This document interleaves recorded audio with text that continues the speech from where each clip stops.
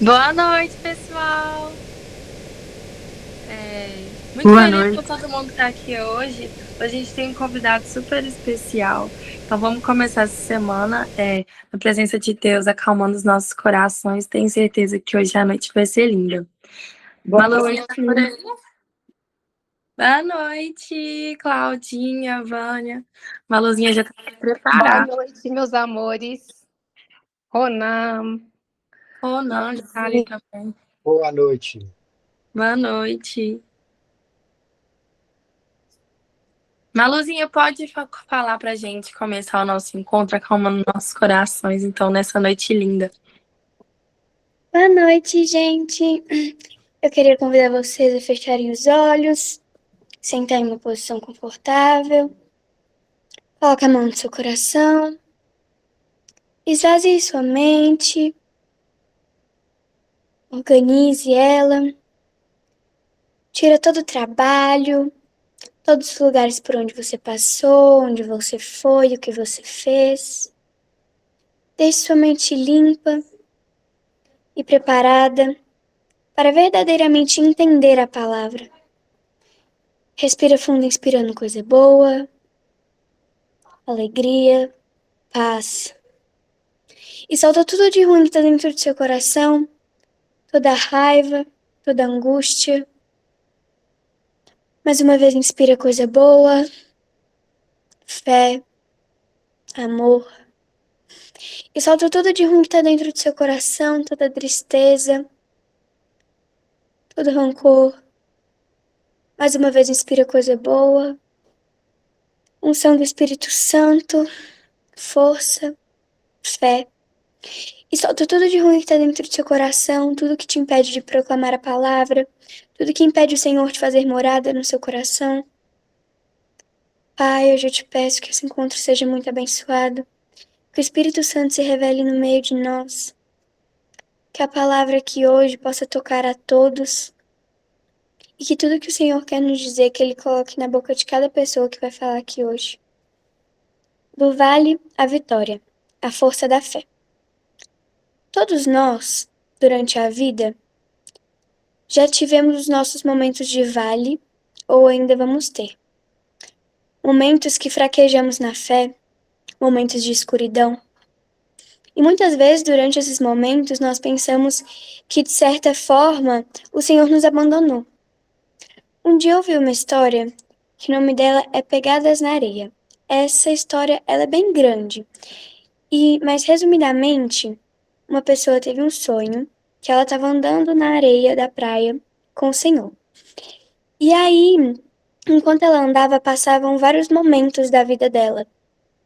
E ela via que sempre tinham duas pegadas na areia, uma dela e uma do Senhor. E aí, quando ela olhou para trás, ela começou a ver que em muitas vezes só tinha uma pegada. Em muitas vezes que eram os momentos que ela mais precisava do Senhor, só tinha uma pegada.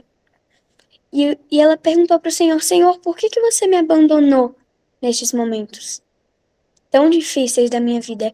E o Senhor falou, e o Senhor respondeu: nesses momentos eu nunca te abandonei, eu estava te carregando no colo.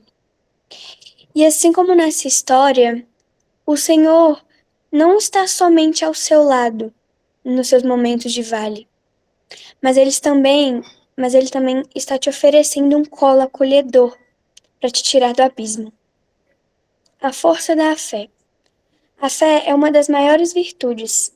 Nossa fé move montanhas, nossa fé move vales e abismos para transformar em vitória. O próprio Senhor nos diz para não temermos, pois Ele vai nos fortalecer com sua mão poderosa e virtuosa. Então apoie todas as suas angústias e todas as suas aflições nessa frase. Apoie todo aquele vale nessa frase, para que a cada dia mais, fortalecidos na fé, que esse vale se transforme em vitória.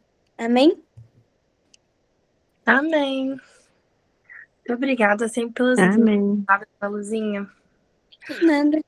Vamos começar, então, o nosso encontro. Eu queria chamar dois convidados super especiais. Então, queria chamar para poder falar aqui com a gente hoje o Elmo e a Glenda. Boa noite. Boa noite. Boa noite a todos. Vocês estão nos vendo bem, nos escutando bem? Tranquilo?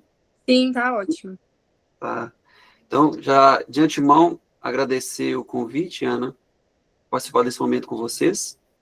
Que seja um momento de grande presença do Espírito Santo sobre nós, assim como a pequena Maria mesmo falou muito bem.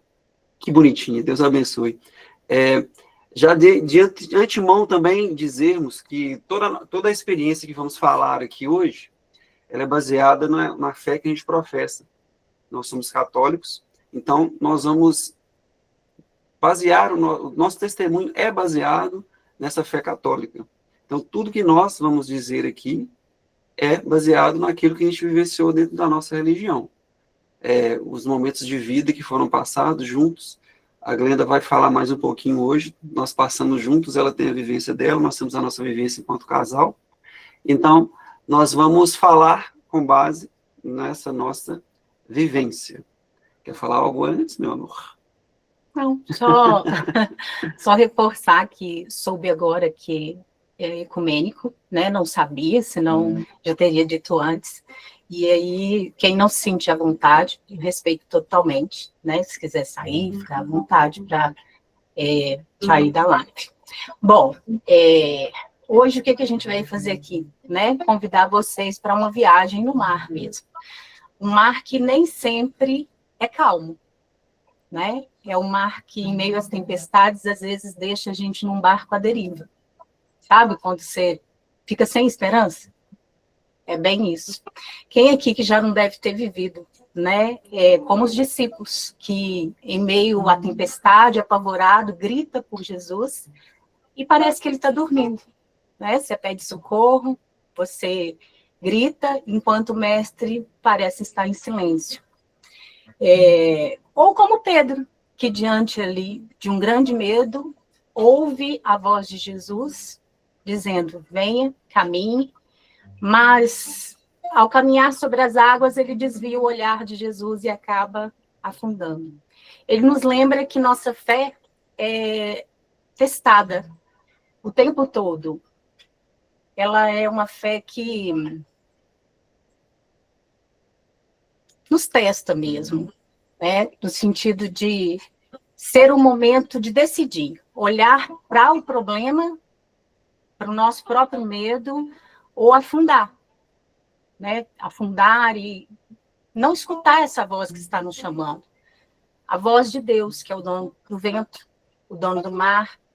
Acreditar, dar o primeiro passo, entregar ali, confiando que ele fará o que é melhor para nós, porque muitas vezes a gente quer que ele faça o que a gente quer, nem é sempre assim que vai acontecer. Mas antes da gente continuar, acho que um quer cantar uma música do Espírito Santo.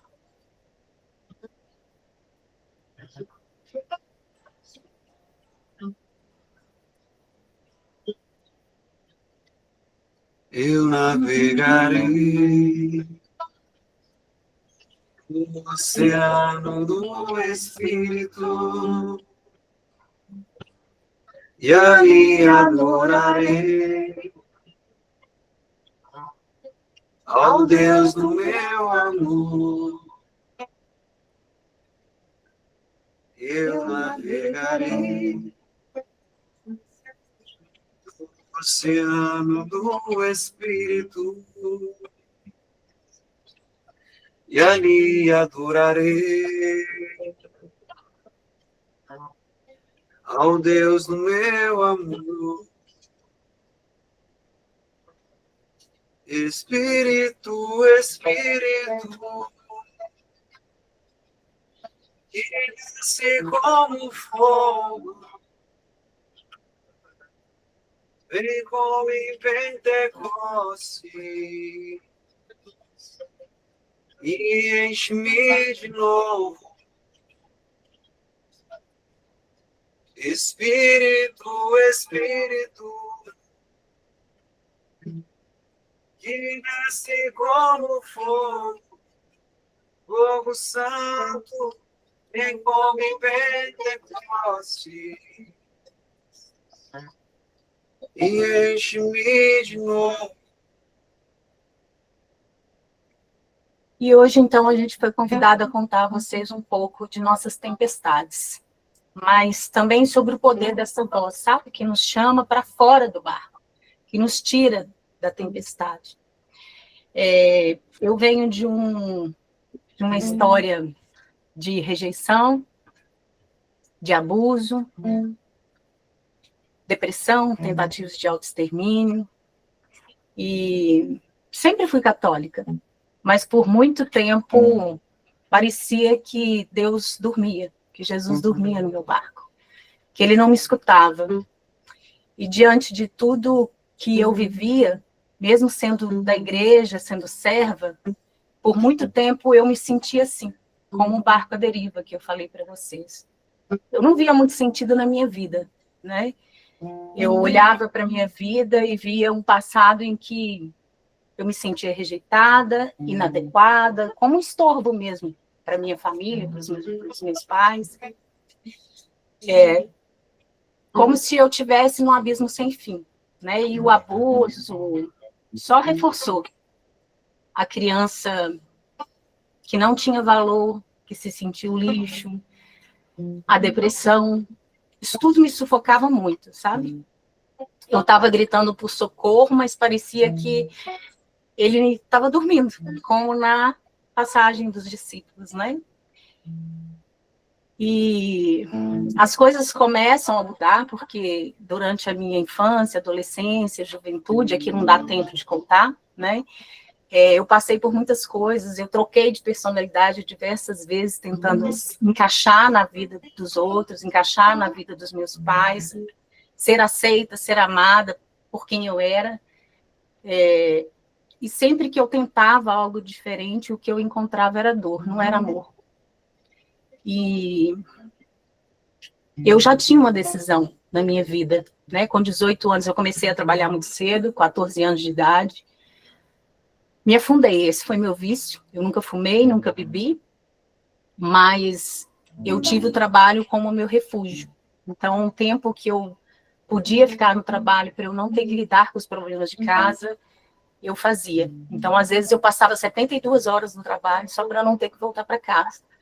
E quando eu voltava para casa, eu me trancava no quarto, e era aí os momentos de noites escuras, de solidão, de sofrimento, de tentativas diversas de autoextermínio. Até que, 20 e poucos anos, Deus me presenteia com o humano amor de Deus na minha vida, que foi o Elmo. Por volta de 20 e poucos anos eu o conheci, mas eu tive muita dificuldade de aceitar esse amor. Devido à minha história de rejeição, de abuso, de tudo que eu tinha passado, eu não acreditava que um homem pudesse amar uma mulher de verdade. Eu já tinha decidido que eu jamais me casaria, que eu jamais teria uma família, que isso era uma idiotice, né? E ali, quando eu conheço o Elmo, o meu mundo cai, eu entro numa depressão mais grave, profundíssima, preciso ser internada, minha mãe não permite. Eu, então, sou permitido que eu faça uma sonoterapia em casa. Para vocês terem ideia, eu ficava o tempo todo trêmula, né? Eram muitos remédios, muitas coisas que eu tomava. E quando eu tinha as crises, que eram crises muito fortes, de taquicardia, de pânico, de ansiedade, tudo doía, até respirar doía. Quando eu tinha essas crises, eu tinha que tomar 12 gotas de Rivotril embaixo da língua, porque eu tinha que ser apagada imediatamente. Eu era um risco para mim e para o outro. E eu não sei se alguém aqui já viveu depressão, espero que não, nem tenha visto ninguém, porque não é nada bonito. A gente estava começando a namorar nessa época, e eu tinha essa dificuldade de acreditar nesse amor, mas mesmo assim o Elmo ia ficar comigo todas as noites. Todas as noites ele passava lá um pouco para ficar comigo. E quando você está assim, você se sente o lixo do lixo. Você nunca acha que o outro está com você por amor, né? Você acha que ele está com dó, está com piedade. Nossa, tadinha dessa pobre menina, né? E aquilo ia me ferindo tanto, ia me machucando tanto, eu já não estava aguentando aqueles cuidados, né, que eles me davam. Eu achava que eu estava sendo tão estorvo, tão cansada daquilo, que um dia, literalmente, eu agredi ele fisicamente. Foi a primeira e última vez que eu bati nele, mas fora de mim, né, diante da minha saúde mental fragilizada, eu fiz isso. E ele tinha todo o direito de ir embora, de sumir. Inclusive, minha mãe me deu a medicação imediatamente, eu apaguei.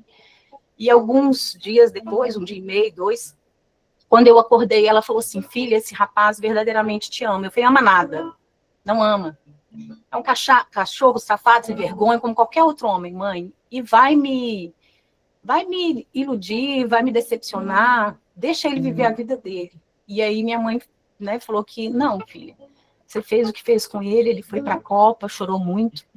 E eu falei com ele: Elmo, filho, vai embora, vai conhecer outra pessoa, você é jovem, vai refazer a sua vida, você tem toda uma vida pela frente. Eu sou mãe da Glenda, eu preciso cuidar dela, você não. E ali era a primeira vez que ele decidia ficar na minha inutilidade. Né? Padre Fábio de Mello tem uma frase que ele fala isso, assim: você sabe que alguém verdadeiramente te ama quando ela decide ficar na sua inutilidade. Mas eu não acreditei nesse amor, né? Eu estava muito ferida, foram muitas feridas durante muitos anos para poder acreditar em algo assim. Mas eu também não queria desistir disso, eu queria que ele desistisse, né? Que com o tempo ele desistisse. E eu enrolei ele muito, tentando achar esse não da parte dele, tentando que ele me deixasse. Depois desse episódio, tiveram outros episódios graves de tentativa de autoextermínio. Ele foi comigo outras vezes no médico, o médico dizendo que eu não tinha cura, que a minha depressão era endógena, que sempre que eu tivesse um problema eu cairia nesse mesmo buraco que ele estava me vendo, se ele estava preparado para isso. E ele decidiu ficar. Além de decidir ficar, ele ainda me pediu um casamento. Resolveu, então, ficar noivo. E naquela época eu tinha passado em psicologia e até procurando a resposta para as minhas dores, né? Hoje eu sou psicóloga. E eu lembro que eu tentei por mais um tempo enrolar. Eu falei com ele assim: olha, então tudo bem, mas eu só caso com você depois que eu formar psicologia 5 anos. Você vai esperar? Ele falou: sim. E na minha cabeça, em 5 anos, ele desistiria. Né? Em 5 anos, em algum momento, eu não queria dizer eu não te quero na minha vida, mas eu queria que ele me dissesse isso para confirmar tudo que a vida inteira eu ouvi. Eu sempre não encontrei o amor, eu sempre encontrei a dor. E ele era a primeira pessoa que estava me apresentando um amor diferente. E aí o meu desejo é que ele, então, desse o passo de terminar. Para ele: tá vendo? Ele também é igual aos outros. Né? Mas ele insistiu: não dá para contar tudo aqui, eu vou passar lá para frente. No ano da gente casar, eu ainda com muitas dúvidas, posso dizer a vocês sobre a depressão, né? Que graças a Deus, hoje eu tenho 50 anos, tá, gente? Mas assim, graças a Deus, tem mais de 20 anos que eu não tenho uma crise, eu já passei por muitas outras coisas depois, né? E aí, quando a gente estava para se casar, eu tenho muitas dores de cabeça, muitas mesmo. Então, eu tive uma dor de cabeça diferente, fui para o hospital, cheguei andando, mas não saí do hospital andando. Eu desmaiei na porta do hospital quando eles me deram alta, e ao voltar eu não tinha mais os movimentos.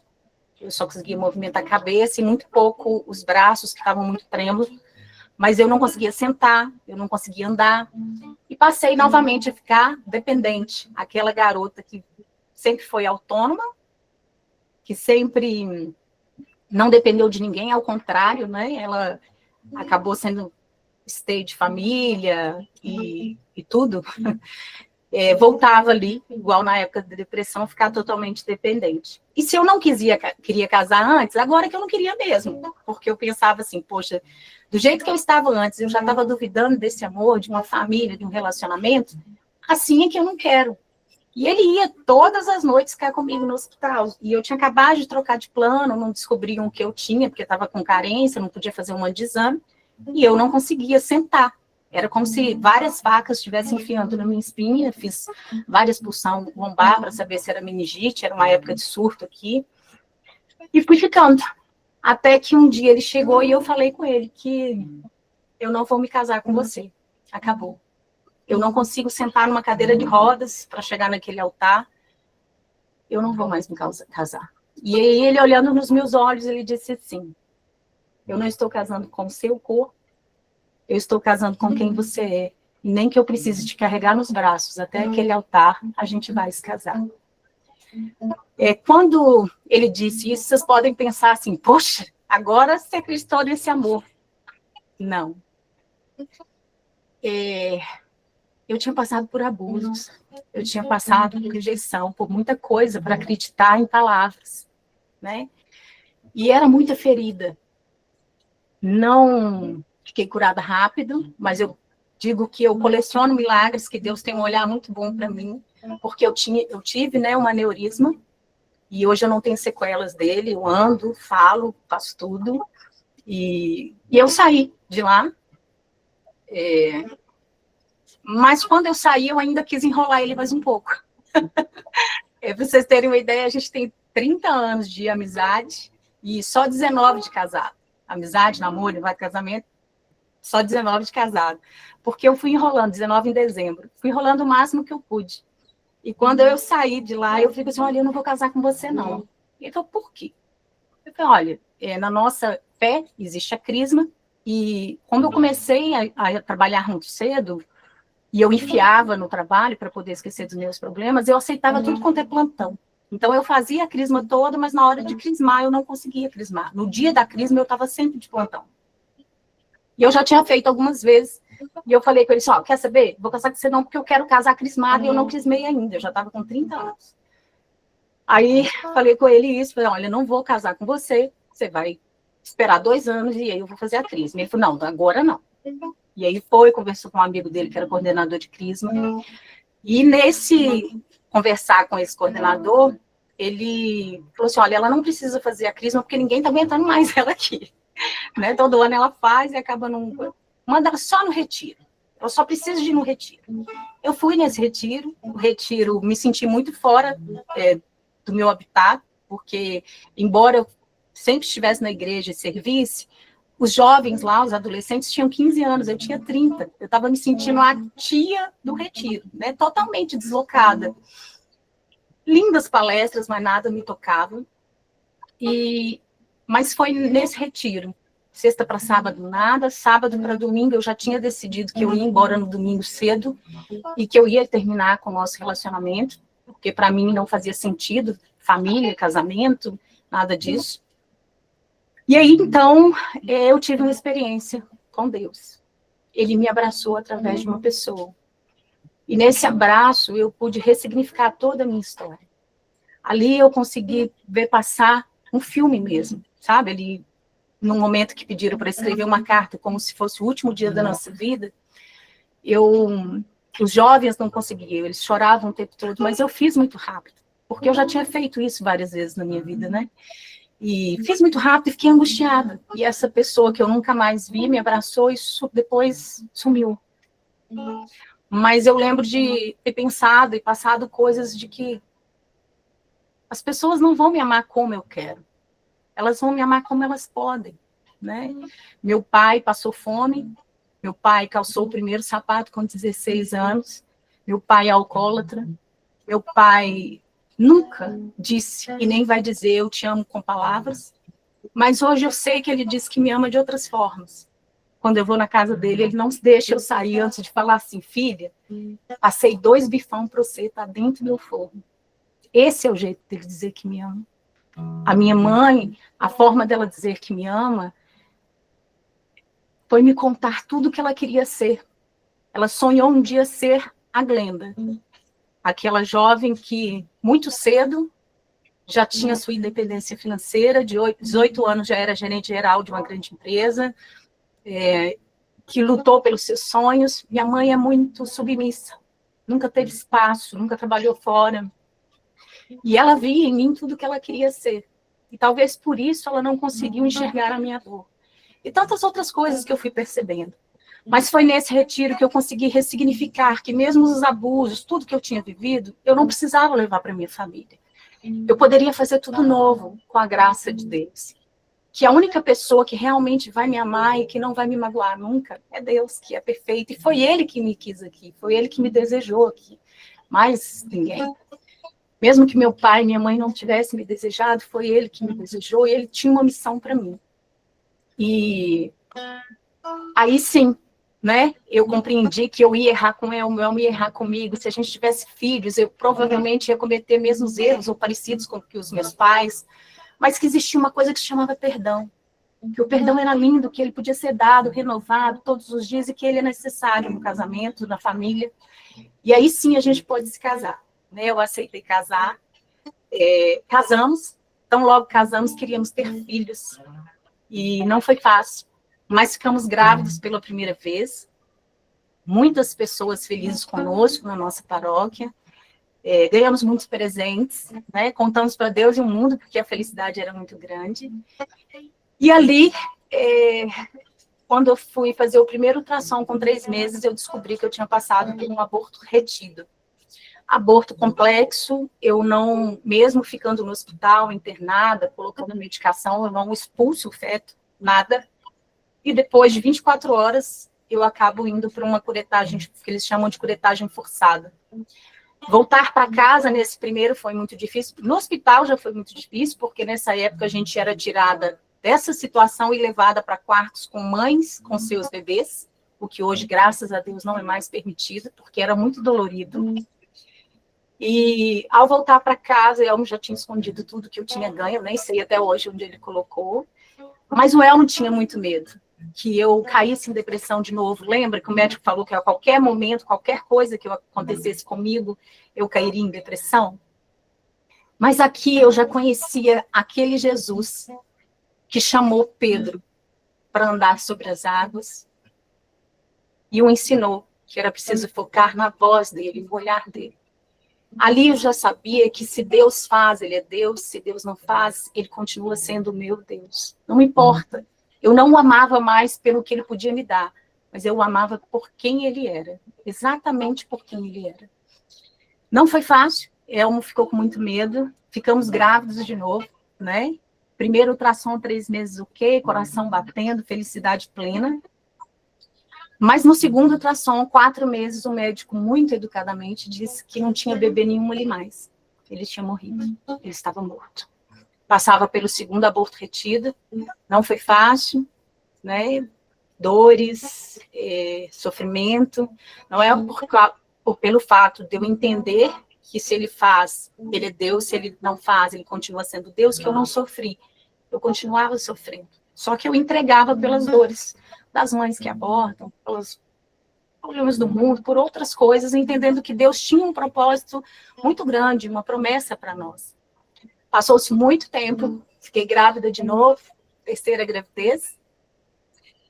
Primeiro ultrassom, 3 meses ok, segundo ultrassom, 4 meses ok, 5º mês, aborto retido. Ali eu passava pela terceira perda gestacional, fomos buscar então um especialista. Esse especialista disse que a gente não deveria tentar, que provavelmente eu poderia ter uma coisa mais grave, mas a gente ia fazer exames, né? Mas ele já ia me tratar como trombofílica, que necessitaria me dar injeções na barriga para raliar meu sangue, que eu poderia morrer de derrame, AVC, que eu poderia ter uma queda, um corte, ter uma hemorragia, morrer. Então ele me assustou de tudo quanto é jeito, pediu vários exames, fiz alguns, não tinha dinheiro para fazer os outros. E quando eu voltei, ele falou assim, você tem fé? Eu falei, tem. Então tenta. Tem gente que tenta 11 vezes, consegue. Tem gente que não consegue, aí vai dar sua fé. Eu falei, eu vou tentar. Mas eu vou buscar minha outra médica. E não vou fazer nada de diferente. Se tiver que ser da vontade de Deus, será. Né? E aí voltei para outra médica. Já conto para vocês que nós temos 4 anjos no céu. Então, hoje, com Deus, temos 4 anjinhos. E essa foi a primeira gravidez que eu pedi a intercessão de Nossa Senhora. Por quê? Pedro, mas você não é católica? Né? O católico não pede essa intercessão, não acredita? Eu sempre tive Maria como modelo, como exemplo, como aquela que eu queria me assemelhar.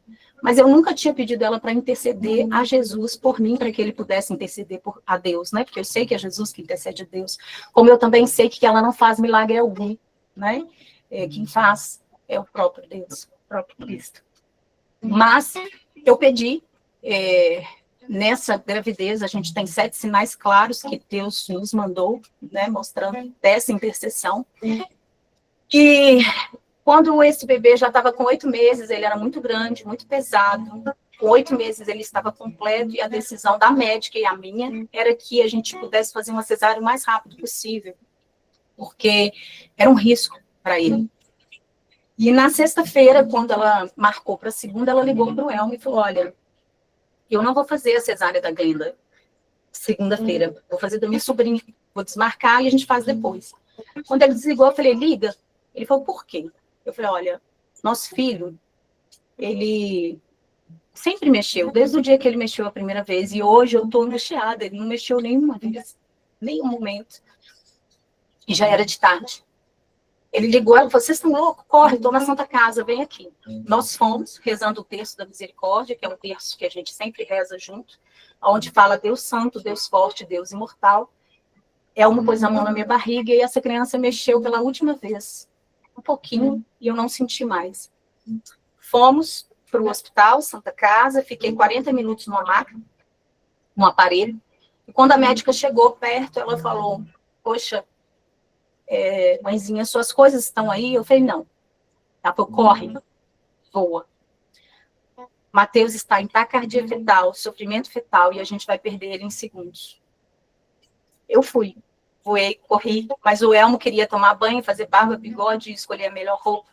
E aquilo foi me angustiando. E a única coisa que eu consegui fazer foi sentar no sofá, cantar a música que eu sempre cantei para ele, né, de Nossa Senhora, e pedir que ela intercedesse ao filho dela por mim, para que ele pudesse pedir a Deus. E ali eu só falava com ela assim: mãezinha, minha Nossa Senhora, a senhora que viu o seu filho morrer naquela cruz, a senhora sabe a dor que eu estou sentindo. Eu te peço, mãe, eu dou a minha vida por ele, mas me deixa sentir o hálito dele, olhar o olhar dele, pegar ele nos braços. E se não for pedir muito, mãe, me deixa ficar. Ele pode vir faltando pedaço, ele pode vir com problema do coração. Eu paro de trabalhar para dedicar a minha vida por ele. Mas intercede por completo. E comecei a cantar a música de Nossa Senhora, que cantei para ele a gestação toda. Existe um lugar que você se sente seguro.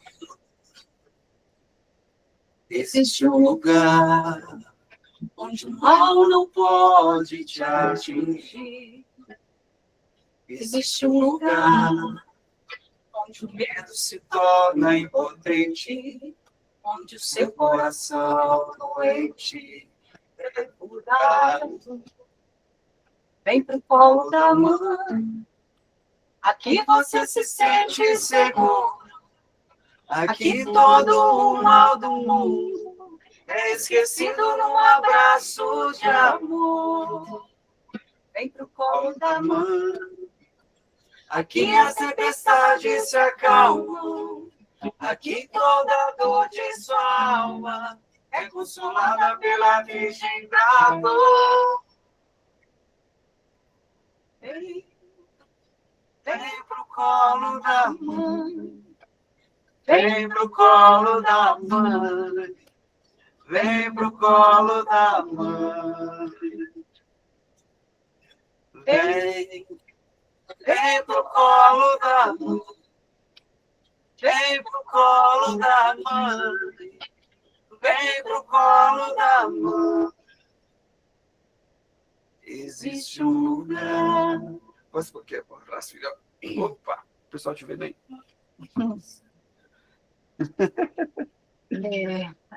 A gente, esse aqui é o Mateus, ó. A gente... Eu costumo falar o seguinte, ó. Ele é bonito igual o pai dele, olha aqui. A gente não mentiu, né? Nós temos 4 anjos no céu, porque em 2021 a gente estava à espera do nosso 5º filho. Hoje nós teríamos 4 rapazes e uma mocinha. E em 2021 Deus também recolheu, né, o nosso anjo. Então, hoje nós temos 4 anjos no céu, um grande milagre aqui na terra, que nos dá muita alegria.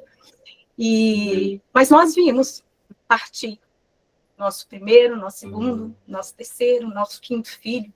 Vimos a vida assim desfazer nas nossas mãos, mas em cada uma dessas tempestades a gente sentia a presença de Deus, a voz daquele que acalma tudo, o mar. Ele nos manteve de pé e ele nos mantém até hoje, né?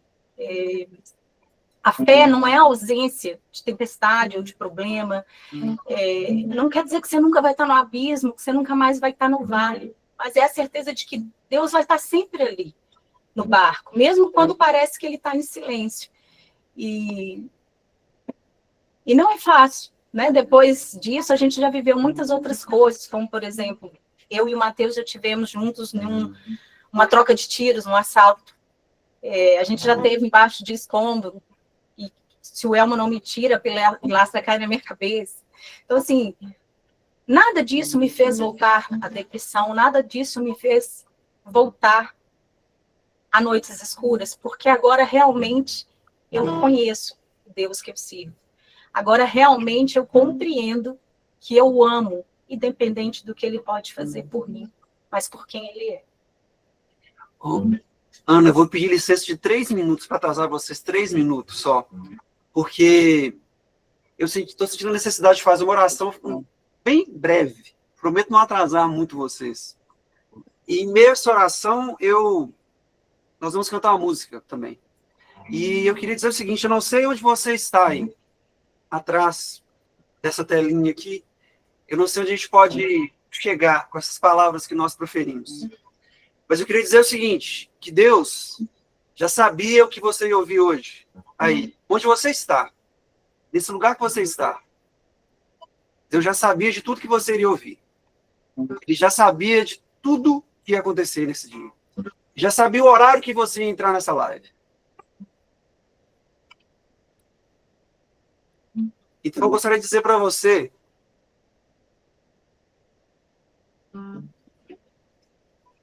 que quando a gente canta essa música, você entregasse.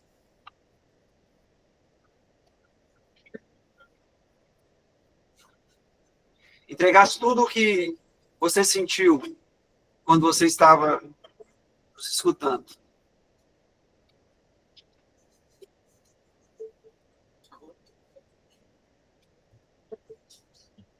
Se o Senhor me chamar, sobre as águas eu irei, seguro estou em tuas mãos.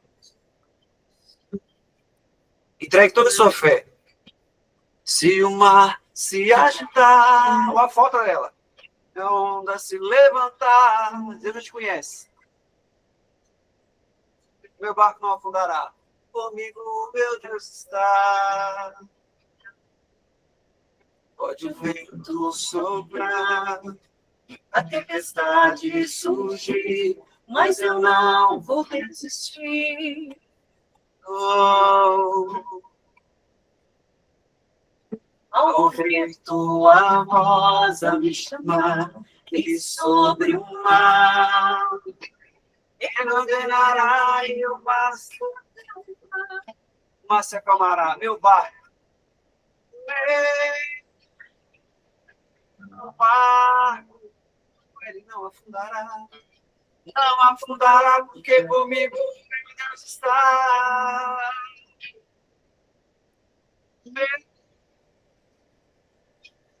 barco, ele não afundará. Não afundará, porque comigo meu Deus está. É promessa do Senhor desde antes do seu nascimento. Essa é a promessa.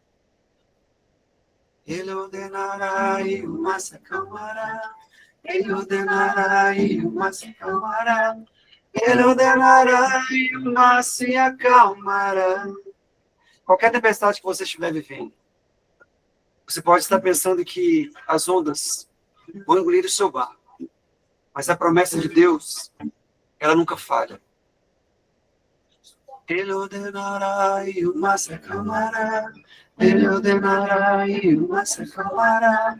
Ele ordenará e o mar se acalmará.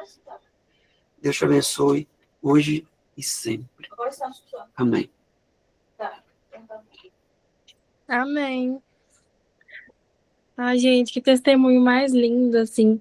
Já tinha falado com a Elma que eu tinha escutado uma vez, né, na JTC do Santo Inês, e que foi muito maravilhoso. E, assim, cada vez que eu escuto vocês falando da história de vida, do testemunho de vocês, assim, é, eu penso em coisas, me faz refletir coisas diferentes da minha vida. Tenho certeza que todo mundo aqui ficou muito emocionado também. Tô vendo vários corações aqui. E assim, é surreal a presença de Deus que tem em vocês, nesse casal tão maravilhoso. Então, agora eu queria abrir para alguém, se alguém quiser falar alguma coisa, pode levantar a mão aqui, a gente vê. Eu quero falar. Primeiro que eu fiquei chateada porque toda hora vocês cortaram a conversa. Eu queria saber a história completa. Porque, por causa de tempo. Mas eram só 30 minutos, então não dava. Eu falo mais, eu costumo falar mais também, então não dava tempo, a gente foi mais dinâmico. Mas que bom que vocês têm uma história muito de resiliência, né? De não desistir, né? Tantos desafios no meio do caminho e vocês não desistiram, assim. E hoje, eu estava no texto e o padre falou assim que quando a gente tiver uma dificuldade, para a gente pedir a Maria para tirar o filho dela do colo e colocar a gente no colo dela. Então, isso ficou bem embarcado para mim aqui na história de vocês também, assim, né? Nesse pedido de colo de mãe mesmo, assim. E parabéns por vocês. E você também, que não desistiu, Elmo, né? Que jornada, assim. Eu vi muitas histórias que eu conheço parecidas com a de vocês, que, infelizmente, ainda não chegaram nesse ponto de encontro com Deus como vocês chegaram. Eu sei que a jornada é difícil, é longa, mas é triste ver quem ainda não encontrou esse caminho, né? Ainda, e rezo muito para que essas pessoas consigam se sentir abraçadas como você se sentiu por Deus, porque às vezes a gente recebe um abraço, uma palavra de alguém que a gente não sabe nem quem é, e essas coisas tocam tanto a gente quando a gente está realmente se abrindo para conhecer o nosso momento, enfim. E eu acredito muito também que cada pessoa tem uma história, né, de vida, e cada uma tem que passar por aquelas coisas para amadurecer nessa jornada. Então, acho que se vocês passaram por isso foi importante para vocês, espiritualmente falando. Obrigada por doarem seu tempo aqui, tá? Hoje virem aqui compartilhar com a gente. Muito obrigada, Elmo, Glenda. Eu queria que vocês fizessem uma oração do Pai Nosso para a gente terminar o encontro hoje. Sim. Vamos. Pai nosso, que estás no céu, santificado seja o vosso nome. Venha a nós o vosso reino. Seja feita a vossa vontade, assim na terra como no céu. O pão nosso de cada dia nos dai hoje. Perdoai as nossas ofensas, assim como nós perdoamos a quem nos tem ofendido. E não nos deixeis cair em tentação, mas livrai-nos do mal. Amém. Muito obrigada, muito obrigada, Glenda, por virem aqui compartilhar o testemunho de vocês. Tenho certeza que nossa semana vai ser maravilhosa e abençoada, para a gente ter começado tão bem aqui na presença de Deus. Então, muito obrigada pela presença de vocês e obrigada, pessoal, todo mundo que esteve aqui com a gente. Tchau. Boa noite. Boa noite. Beijo. Tchau.